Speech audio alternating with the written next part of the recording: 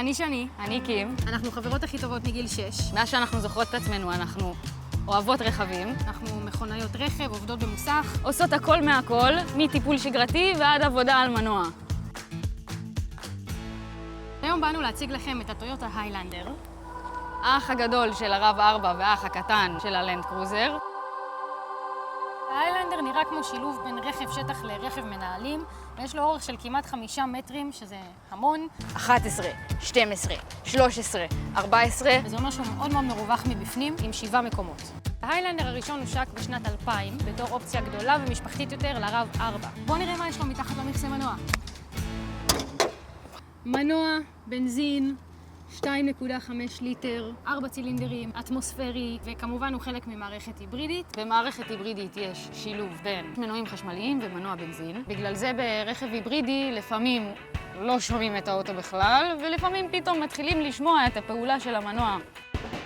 עכשיו, בתוך המנוע, במהלך דחיסה, יש לנו שסתום יניקה, שנשאר טיפה לפתוח, חלק מהתערובת נדחפת בחזרה ולא נשרפת. זה חוסך מלא דלק. אם זה היה רק מנוע בנזין, אז היינו גם מאבדים כוח בגלל שאנחנו מאבדים מהתערובת. אבל בגלל שפה יש את הגיבוי של המנוע החשמלי, אז הוא מפצה על זה. הוא מגיע ל-248 כוחות סוס, וממש גם מרגישים את זה בנסיעה, שלמרות שהוא מאוד גדול וכבד, הוא מאיץ מהר והוא מרגיש קליל וכיף בכביש. יש לו פה מודים שאני יכולה לבחור, אקו, חסכוני, נורמל, רגיל, ספורט.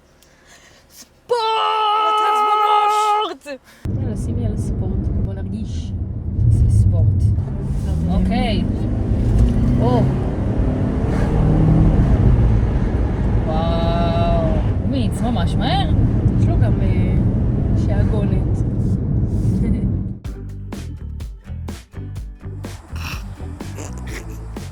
הרכב יכול לגרור 1.5 טון, והדבר הכי מטורף פה זה הצריכת דלק. בין 16 ל-17 קילומטר לליטר. ביחס לזה שזה רכב ששוקל 2 טון ויש לו 7 מושבים, זה אחלה של צריכת דלק.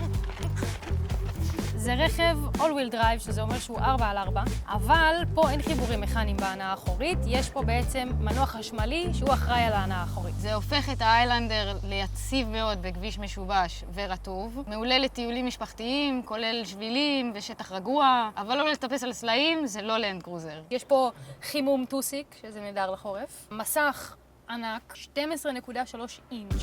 אנדרואיד אוטו, אפל קארפליי, תומך גם בעברית מלאה. אפשר לשחק עם הבהירות של הפנסים, שזה ממש מגניב. יש את זה, רשום עליו הולד. מה שטוב בדבר הזה זה שאם אתה יושב נגיד בפקקים, האוטו כאילו עומד לבד, לא צריך ללחוץ על הברקס. בואי ננסה. שימי על דרייב. שחררתי את הרגל מהברקס. והרכב על בדרייב. ובלי אמברקס. והוא מחזיק. לא נוסע. אלא אם כן, אני עכשיו אתן איזה לחיצה על הגז בקטנה, הופ, נוסע. במושבים מאחורה יש לנו פה שליטה על המזגן. פה על העוצמה, לכבות ולהדליק, מצבים. המזגן נמצא בחלק העליון של הרכב כאן. יש לנו בחלון את הרשת צל הזאתי, נתפסת פה. אני רוצה להטעין את הטלפון. בוא נראה, יש לך את זה בטלפון? או! אז יש פה הטענה אלחוטית. יש פה מלא שקעים של טעינה. 1, 2, 3, 4, 5, 6. הבגאז' נפתח בלחיצת כפתור.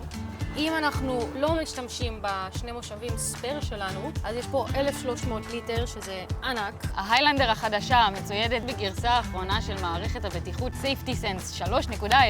זה בא עם בלימה אוטונומית, סטייה מנתיב וזיהוי הולכי רגל ורכבים. לסיכום, טויוטה היילנדר מושלם למי שרוצה SUV גדול, נוח, בטיחותי, מרווח, חסכוני. וזה רכב פרימיום של טויוטה, אז זה שם אותו במקום מאוד טוב. אז אם אתם אוהבים את ההיילנדר ואתם שוקלים לקנות, תסרקו את ה-QR קוד פה למעלה ותקבלו הטבה של המוסכניקים.